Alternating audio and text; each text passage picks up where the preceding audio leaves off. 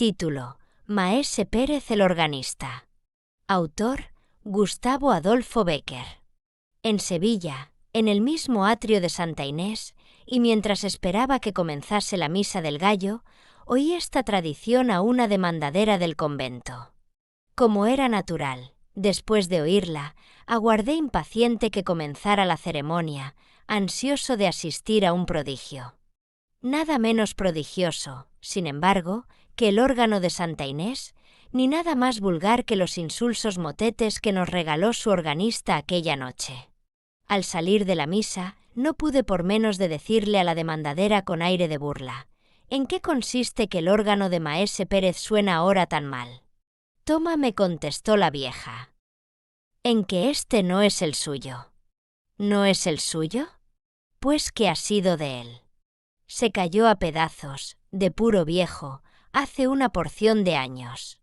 ¿Y el alma del organista? No ha vuelto a aparecer desde que colocaron el que ahora le sustituye. Si a alguno de mis lectores se les ocurriese hacerme la misma pregunta después de leer esta historia, ya sabe por qué no se ha continuado el milagroso portento hasta nuestros días. ¿Veis ese de la capa roja y la pluma blanca en el fieltro? Que parece que trae sobre su justillo todo el oro de los galeones de Indias. Aquel que baja en este momento de su litera para dar la mano a esa otra señora, que después de dejar la suya se adelanta hacia aquí, precedida de 4 pajes con hachas. Pues ese es el marqués de Moscoso, galán de la condesa viuda de Villapineda. Se dice que antes de poner sus ojos sobre esta dama había pedido en matrimonio a la hija de un opulento señor, más el padre de la doncella, de quien se murmura que es un poco avaro. Pero, calle, en hablando del ruin de Roma, cátale aquí que asoma. ¿Veis aquel que viene por debajo del arco de San Felipe, a pie, embozado en una capa obscura y precedido de un solo criado con una linterna? Ahora llega frente al retablo.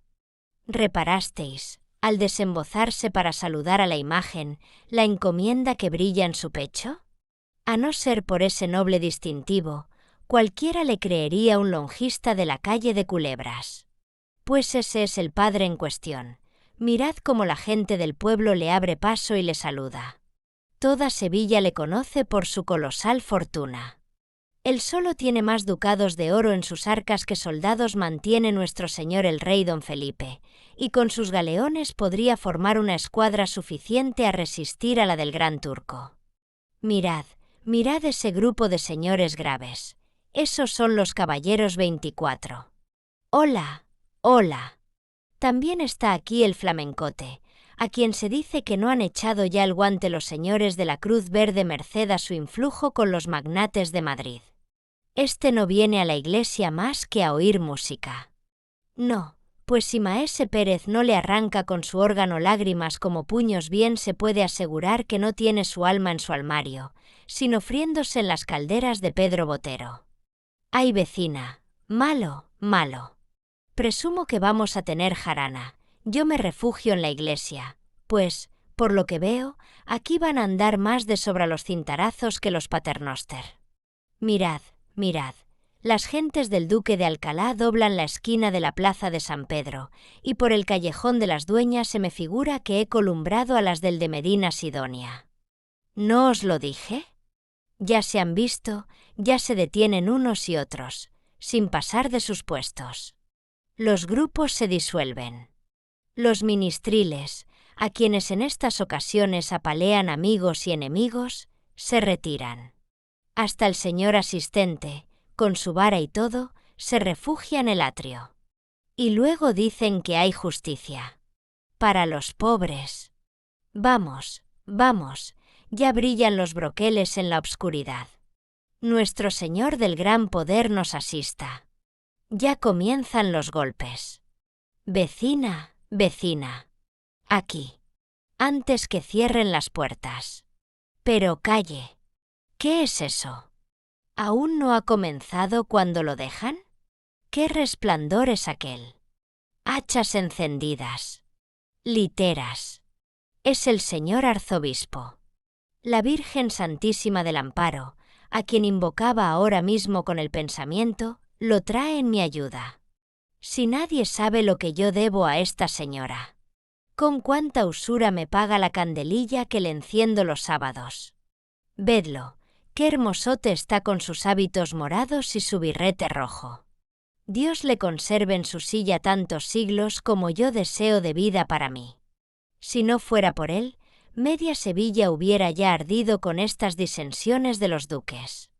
Vedlos, los hipocritones, cómo se acercan ambos a la litera del prelado para besarle el anillo. Cómo le siguen y le acompañan, confundiéndose con sus familiares. ¿Quién diría que esos dos que parecen tan amigos, si dentro de media hora se encuentran en una calle obscura? Es decir, ellos. Líbreme Dios de creer los cobardes. Buena muestra han dado de sí peleando en algunas ocasiones contra los enemigos de nuestro Señor. Pero es la verdad que si se buscaran, y si se buscaran con ganas de encontrarse, se encontrarían, poniendo fin de una vez a estas continuas reyertas en las cuales los que verdaderamente baten el cobre de firme son sus deudos, sus allegados y su servidumbre. Pero vamos, vecina, vamos a la iglesia antes que se ponga de bote en bote, que algunas noches como esta suele llenarse de modo que no cabe ni un grano de trigo. Buena ganga tienen las monjas con su organista. ¿Cuándo se ha visto el convento tan favorecido como ahora? De las otras comunidades puedo decir que le han hecho a Maese Pérez proposiciones magníficas. Verdad que nada tiene de extraño, pues hasta el señor arzobispo le ha ofrecido montes de oro por llevarle a la catedral. Pero él, nada. Primero dejaría la vida que abandonar su órgano favorito. ¿No conocéis a Maese Pérez? Verdad es que sois nueva en el barrio. Pues es un santo varón. Pobre, sí, pero limosnero cual no otro. Sin más parientes que su hija ni más amigo que su órgano, pasa su vida entera en velar por la inocencia de la una y componer los registros del otro. Cuidado que el órgano es viejo. Pues, nada, él se da tal maña en arreglarlo y cuidarlo que suena que es una maravilla. Como que le conoce de tal modo que a tientas, porque no sé si os lo he dicho, pero el pobre señor es ciego de nacimiento. Y con qué paciencia lleva su desgracia. Cuando le preguntan que cuánto daría por ver responde, mucho, pero no tanto como creéis, porque tengo esperanzas. ¿Esperanzas de ver? Sí, y muy pronto añade, sonriéndose como un ángel, ya cuento 76 años. Por muy larga que sea mi vida, pronto veré a Dios. Pobrecito. Y sí lo verá, porque es humilde como las piedras de la calle, que se dejan pisar de todo el mundo. Siempre dice que no es más que un pobre organista de convento, y puede dar lecciones de solfa al mismo maestro de la capilla de la Primada, como que echó los dientes en el oficio. Su padre tenía la misma profesión que él. Yo no le conocí, pero mi señora madre, que Santa Gloria haya, dice que le llevaba siempre al órgano consigo para darle a los fuelles. Luego el muchacho mostró tales disposiciones, que, como era natural, a la muerte de su padre heredó el cargo. ¿Y qué manos tiene? Dios se las bendiga. Merecía que se las llevaran a la calle de chicarreros y se las engarzasen en oro. Siempre toca bien, siempre, pero en semejante noche como esta es un prodigio.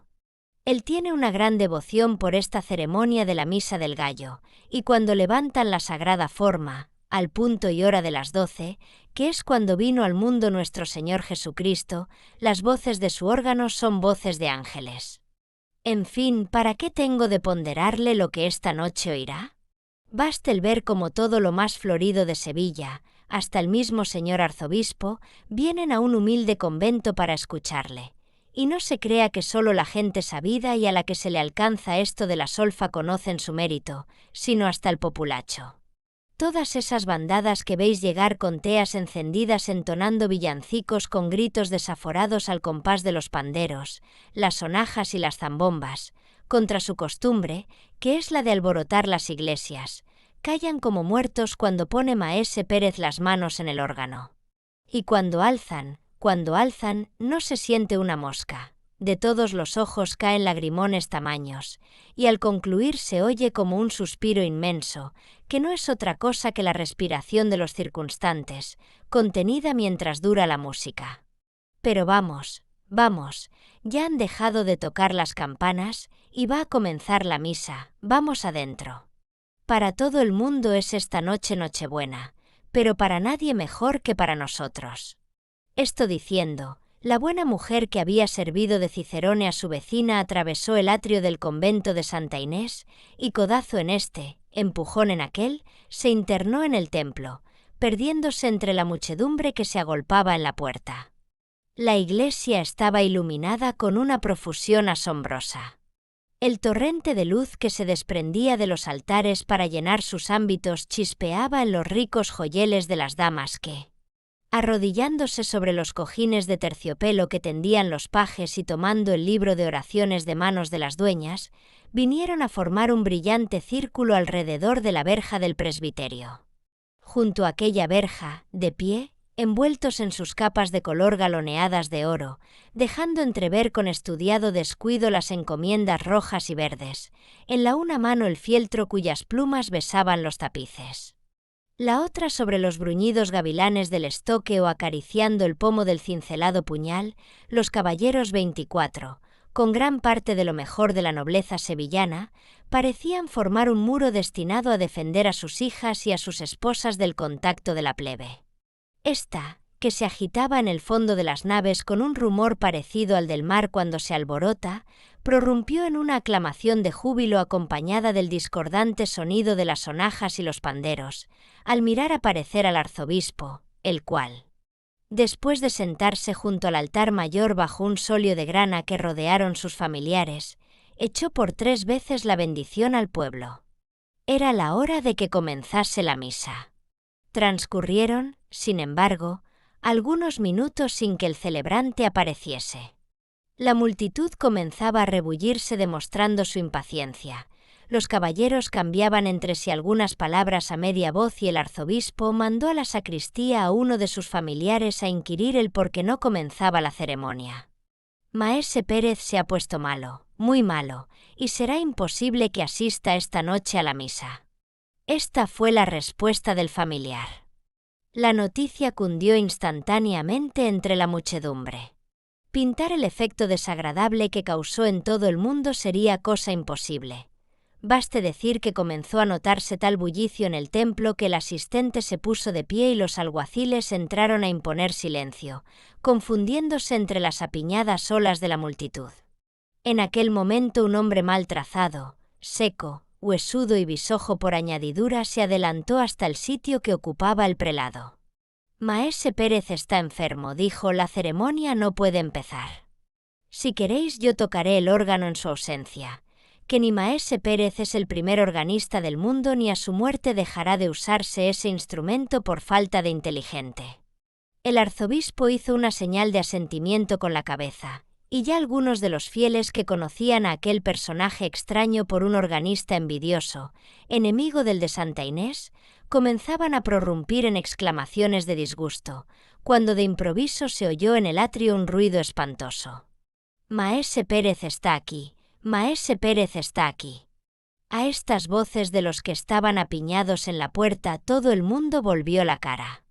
Maese Pérez, pálido y desencajado, entraba, en efecto, en la iglesia, conducido en un sillón, que todos se disputaban el honor de llevar en sus hombros. Los preceptos de los doctores, las lágrimas de su hija, nada había sido bastante a detenerle en el lecho.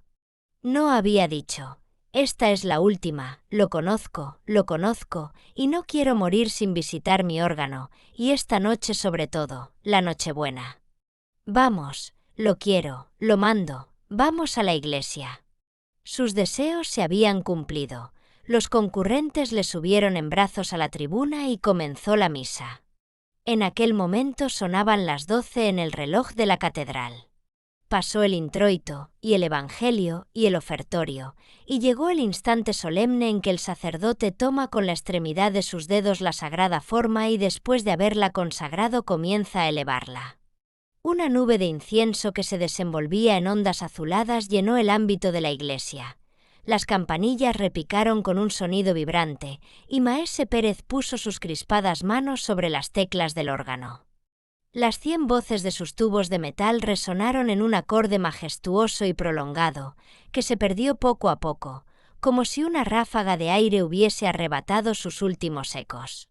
A este primer acorde, que parecía una voz que se elevaba desde la tierra al cielo, respondió otro lejano y suave que fue creciendo, hasta convertirse en un torrente de atronadora armonía. Era la voz de los ángeles que atravesando los espacios llegaba al mundo. Después comenzaron a oírse como unos himnos distantes que entonaban las jerarquías de serafines. 1000 himnos a la vez, al confundirse, formaban uno solo, que, no obstante, era no más el acompañamiento de una extraña melodía, que parecía flotar sobre aquel océano de misteriosos ecos como un jirón de niebla sobre las olas del mar. Luego fueron perdiéndose unos cantos, después otros. La combinación se simplificaba. Ya no eran más que 2 voces cuyos ecos se confundían entre sí. Luego quedó una aislada, sosteniendo una nota brillante como un hilo de luz. El sacerdote inclinó la frente, y por encima de su cabeza cana y como a través de una gasa azul que fingía el humo del incienso apareció la hostia a los ojos de los fieles. En aquel instante la nota que Maese Pérez sostenía trinando se abrió, y una explosión de armonía gigante estremeció la iglesia, en cuyos ángulos zumbaba el aire comprimido y cuyos vidrios de colores se estremecían en sus angostos ajimeces. De cada una de las notas que formaban aquel magnífico acorde se desarrolló un tema, y unos cerca, otros lejos, estos brillantes, aquellos sordos, diríase que las aguas y los pájaros, las brisas y las frondas, los hombres y los ángeles, la tierra y los cielos. Cantaban cada cual en su idioma un himno al nacimiento del Salvador. La multitud escuchaba atónica y suspendida. En todos los ojos había una lágrima, en todos los espíritus un profundo recogimiento. El sacerdote que oficiaba sentía temblar sus manos, porque aquel que levantaba en ellas, aquel a quien saludaban hombres y arcángeles era su Dios, y le parecía haber visto abrirse los cielos y transfigurarse la hostia. El órgano proseguía sonando, pero sus voces se apagaban gradualmente como una voz que se pierde de eco en eco y se aleja y se debilita al alejarse cuando de pronto sonó un grito de mujer. El órgano exhaló un sonido discorde y extraño, semejante a un sollozo, y quedó mudo. La multitud se agolpó a la escalera de la tribuna, hacia la que, arrancados de su éxtasis religioso, volvieron la mirada con ansiedad todos los fieles. ¿Qué ha sucedido? ¿Qué pasa? Se decían unos a otros. Y nadie sabía responder y todos se empeñaban en adivinarlo, y crecía la confusión y el alboroto comenzaba a subir de punto, amenazando turbar el orden y el recogimiento propios de la iglesia. ¿Qué ha sido eso?, preguntaban las damas al asistente, que, precedido de los ministriles, fue uno de los primeros a subir a la tribuna, y que, pálido y con muestras de profundo pesar, se dirigía al puesto en donde le esperaba el arzobispo, ansioso, como todos, por saber la causa de aquel desorden. ¿Qué hay? Que Maese Pérez acaba de morir. En efecto, cuando los primeros fieles, después de atropellarse por la escalera, llegaron a la tribuna vieron al pobre organista caído de boca sobre las teclas de su viejo instrumento, que aún vibraba sordamente, mientras su hija, arrodillada a sus pies, le llamaba en vano entre suspiros y sollozos. «Buenas noches, mi señora doña Baltasara. ¿También Usarced viene esta noche a la misa del gallo?» Por mi parte, tenía hecha intención de irla a oír a la parroquia. Pero lo que sucede. ¿Dónde va Vicente? ¿Dónde va la gente? Y eso que, si he de decir verdad, desde que murió Maese Pérez parece que me echan una losa sobre el corazón cuando entro en Santa Inés. Pobrecito. Era un santo. Yo de mí sé decir que conservo un pedazo de su jubón como una reliquia, y lo merece, pues en Dios y en mi ánima que si el señor arzobispo tomara mano en ello es seguro que nuestros nietos le verían en los altares. Mas, ¿cómo ha de ser? A muertos y a idos no hay amigos. Ahora lo que priva es la novedad. Ya me entiende Usarced. ¿Qué? ¿No sabe nada de lo que pasa? ¿Verdad que nosotras nos parecemos en eso? De nuestra casita a la iglesia y de la iglesia a nuestra casita, sin cuidarnos de lo que se dice o déjase de decir. Solo que yo, así, al vuelo, una palabra de acá, otra de acullá, sin ganas de enterarme siquiera, suelo estar al corriente de algunas novedades. Pues, sí, señor, parece cosa hecha que el organista de San Román, aquel bisojo, que siempre está echando pestes de los otros organistas, aquel perdulariote, que más parece jifero de la Puerta de la Carne que maestro de solfa, va a tocar esta Nochebuena en lugar de maese Pérez. Ya sabrá Usarced, porque esto lo ha sabido todo el mundo y es cosa pública en Sevilla, que nadie quería comprometerse a hacerlo. Ni aun su hija, que es profesora, y después de la muerte de su padre entró en el convento de novicia. Y era natural. Acostumbrados a oír aquellas maravillas, cualquiera otra cosa había de parecernos mala, por más que quisieran evitarse las comparaciones. Pues cuando ya la comunidad había decidido que, en honor del difunto y como muestra de respeto a su memoria, permanecería callado el órgano en esta noche, hete aquí que se presenta nuestro hombre diciendo que él se atreve a tocarlo. No hay nada más atrevido que la ignorancia. Cierto que la culpa no es suya, sino de los que le consienten esta profanación, pero así va el mundo. Y digo, no es cosa la gente que acude. Cualquiera diría que nada ha cambiado desde un año a otro. Los mismos personajes, el mismo lujo, los mismos empellones en la puerta, la misma animación en el atrio, la misma multitud en el templo. ¡Ay! Si levantara la cabeza el muerto se volvía a morir por no oír su órgano tocado por manos semejantes. Lo que tiene que, si es verdad lo que me han dicho las gentes del barrio, le preparan una buena al intruso. Cuando llegue el momento de poner la mano sobre las teclas va a comenzar una algarabía de sonajas, panderos y zambombas que no haya más que oír. Pero, calle, ya entra en la iglesia el héroe de la función. Jesús, qué ropilla de colorines, qué gorguera de cañutos, qué aires de personaje. Vamos, vamos, que ya hace rato que llegó el arzobispo y va a comenzar la misa. Vamos, que me parece que esta noche va a darnos que contar para muchos días.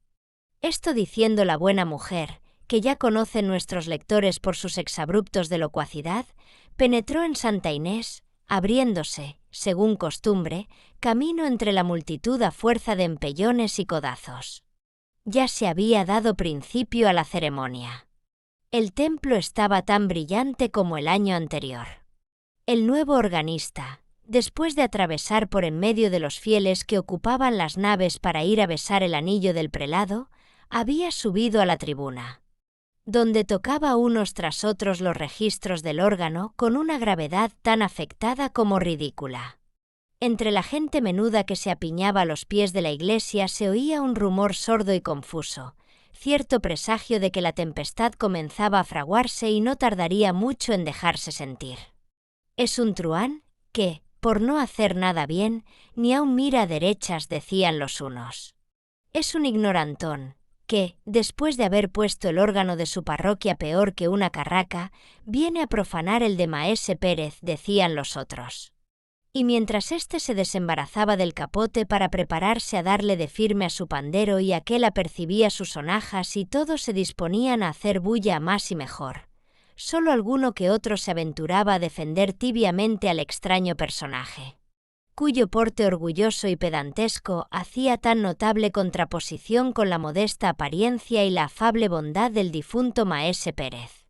Al fin llegó el esperado momento, el momento solemne en que el sacerdote, después de inclinarse y murmurar algunas palabras santas, tomó la hostia en sus manos. Las campanillas repicaron, semejando su repique una lluvia de notas de cristal. Se elevaron las diáfanas ondas de incienso y sonó el órgano.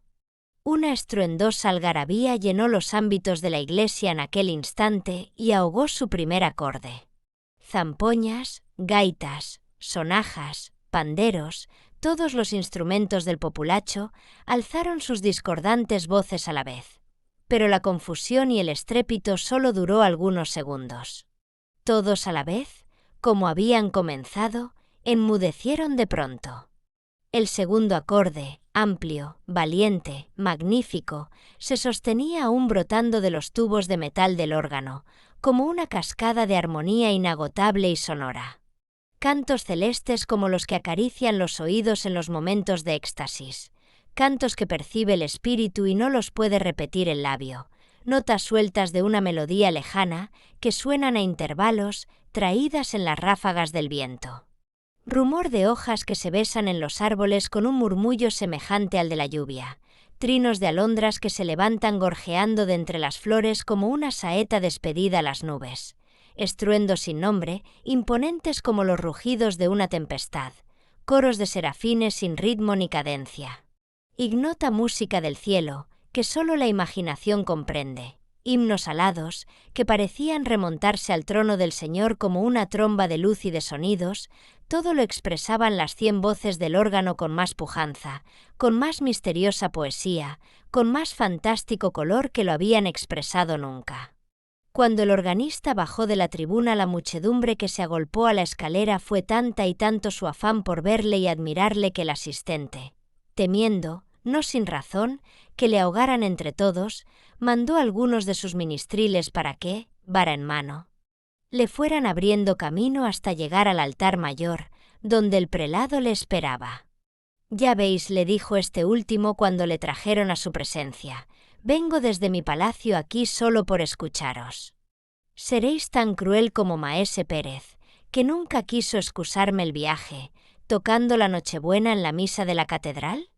«El año que viene», respondió el organista, «prometo daros gusto, pues por todo el oro de la tierra no volvería a tocar este órgano».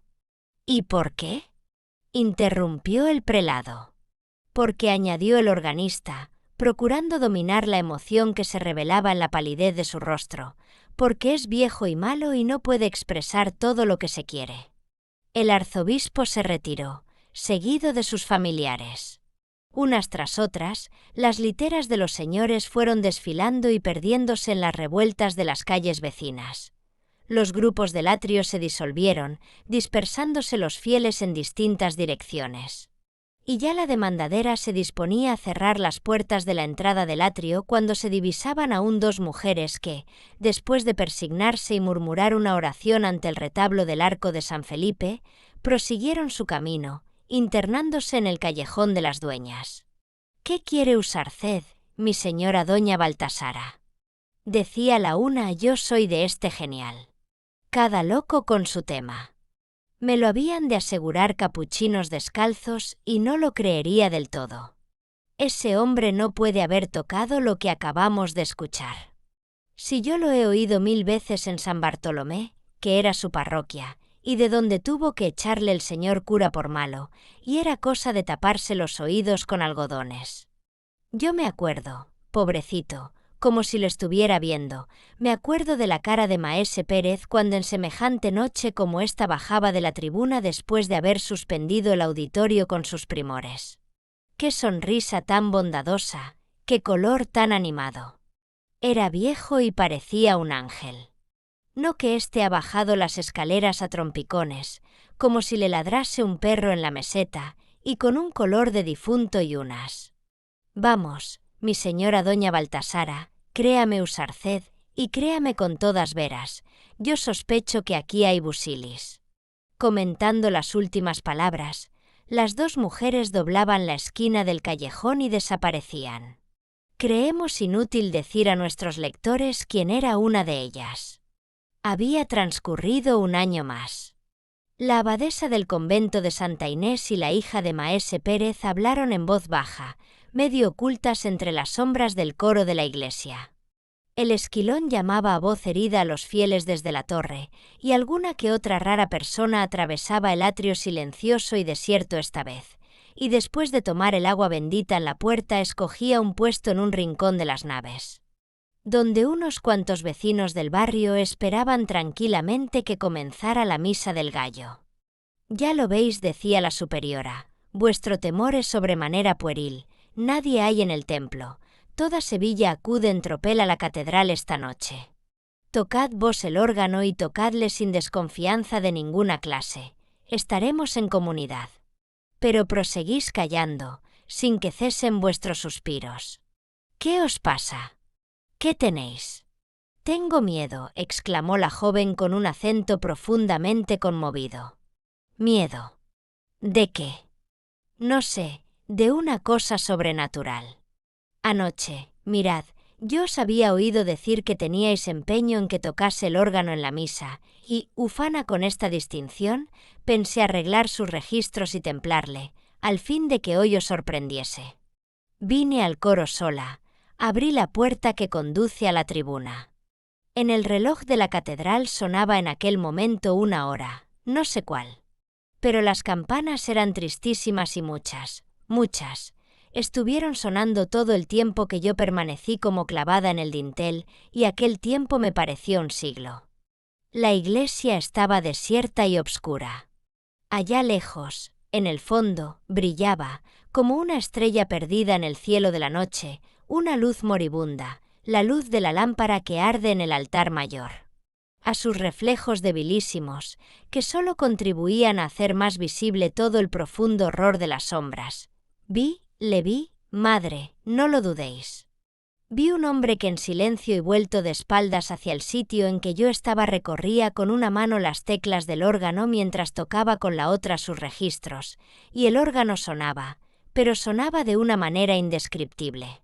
Cada una de sus notas parecía un sollozo ahogado dentro del tubo de metal, que vibraba con el aire comprimido en su hueco, y reproducía el tono sordo, casi imperceptible, pero justo.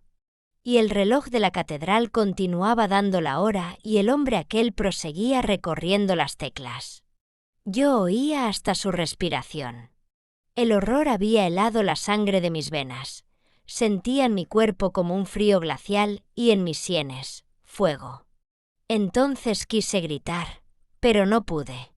El hombre aquel había vuelto la cara y me había mirado. Digo mal, no me había mirado, porque era ciego. Era mi padre. Hermana, desechad esas fantasías con que el enemigo malo procura turbar las imaginaciones débiles. Rezad un paternoster y un Ave María al arcángel San Miguel, jefe de las milicias celestiales, para que os asista contra los malos espíritus. Llevad al cuello un escapulario tocado en la reliquia de San Pacomio, abogado contra las tentaciones, y marchad a ocupar la tribuna del órgano. La misa va a comenzar, y ya esperan con impaciencia los fieles. Vuestro Padre está en el cielo, y desde allí, antes que daros sustos, bajará a inspirar a su hija en esta ceremonia solemne para el objeto de tan especial devoción. La priora fue a ocupar su sillón en el coro en medio de la comunidad. La hija de Maese Pérez abrió con mano temblorosa la puerta de la tribuna para sentarse en el banquillo del órgano, y comenzó la misa. Y prosiguió sin que ocurriese nada de notable hasta que llegó la consagración. En aquel momento sonó el órgano, y al mismo tiempo que el órgano un grito de la hija de Maese Pérez. La superiora, las monjas y algunos de los fieles corrieron a la tribuna.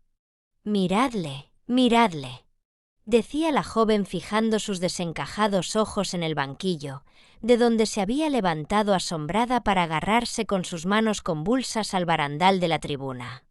Todo el mundo fijó sus miradas en aquel punto. El órgano estaba solo, y, no obstante, el órgano seguía sonando como solo los arcángeles podrían imitarlo en sus raptos de místico alborozo. ¿No os lo dije yo una y mil veces, mi señora doña Baltasara? ¿No os lo dije yo? Aquí hay busilis. Oídlo. ¿Qué? ¿No estuvisteis anoche en la misa del gallo? Pero, en fin, ya sabréis lo que pasó. En toda Sevilla no se habla de otra cosa. El señor arzobispo está hecho, y con razón, una furia. Haber dejado de asistir a Santa Inés, no haber podido presenciar el portento. ¿Y para qué? Para oír una cencerrada, porque personas que lo oyeron dicen que lo que hizo el dichoso organista de San Bartolomé, en la catedral, No fue otra cosa. Si lo decía yo. Eso no puede haberlo tocado el bisojo. Mentira. Aquí hay busilis, y el busilis era, en efecto, el alma de Maese Pérez. Fin. Gracias por escuchar este audiolibro.